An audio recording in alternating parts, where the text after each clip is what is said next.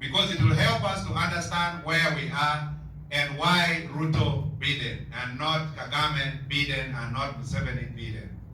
Because if you want to know where you're going, you need to know where you're coming from.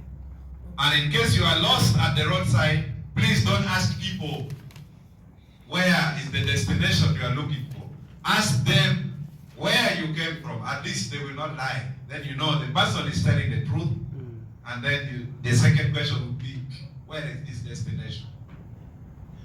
When Uganda and Kenya were struggling for independence and many African countries, there was a complete departure, Mr. Speaker, on the nature of pre-colonial struggle in Kenya and Uganda.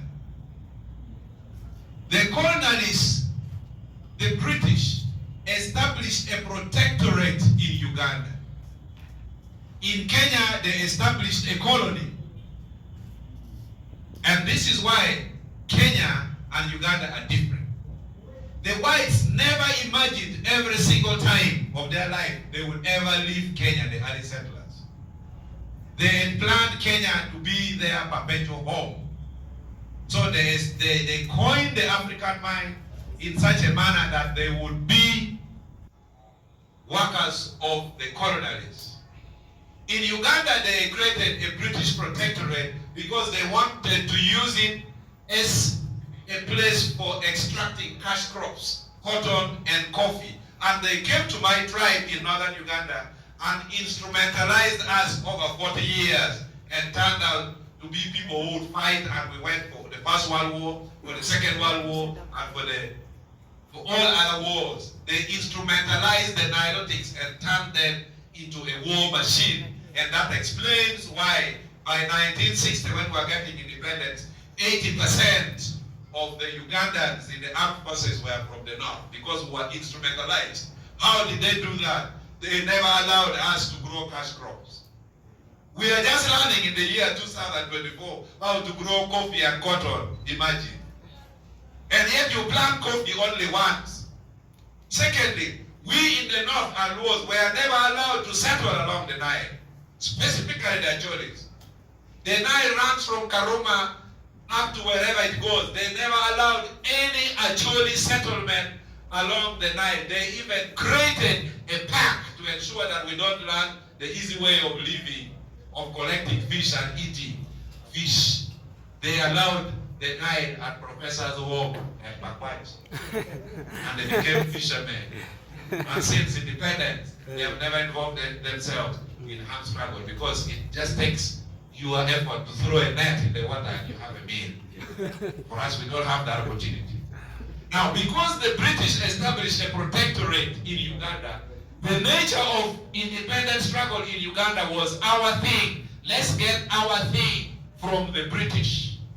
It was a collective struggle of our ancestors, our grandfathers to get independence. But in Kenya, listen to this. The nature of independence Kenya, the independence struggle in Kenya was not our thing. It was an elite struggle. The Africans who were working in the white farms were struggling to get independence so that they do exactly what the white man did. So the nature of the pre-independence struggle in Kenya was led by the elites. So immediately they kicked out the white man out of Kenya.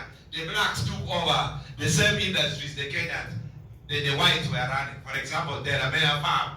When they chased the Lord Delamere, you now started seeing black men like me and you running the same multinationals that the white man was doing in Kenya. So in Kenya we have a bigger economy, a stronger middle class. In Uganda we have a weak economy, a weak middle class. In Kenya, the Kenyan economy is Kenyan owned. Safaricom, the shareholders are Kenyan. In Uganda, the Ugandan economy is foreign owned. Uganda is the guardian of South Africa as of now. MTN, PSPV, Belbia, Stanbic. So it becomes of strategic interest that President Biden should take interest in Kenya. Why? There are black men like me and women in Kenya who have colossal sums of money in their hands that they cannot be intimidated by the Western world because they have been making this money for over 50 years. When you talk of economic engine in the African continent, 3 countries must run in your mind. Kenya, Egypt, South Africa. They run this continent economically. Controversially, when you talk of the military engine in this continent, 3 countries, South Africa, Egypt, and Uganda. But Honorable, also, the economy of South Africa is in the hands of the white people still. Those whites are South Africa. That's again a topic for another day.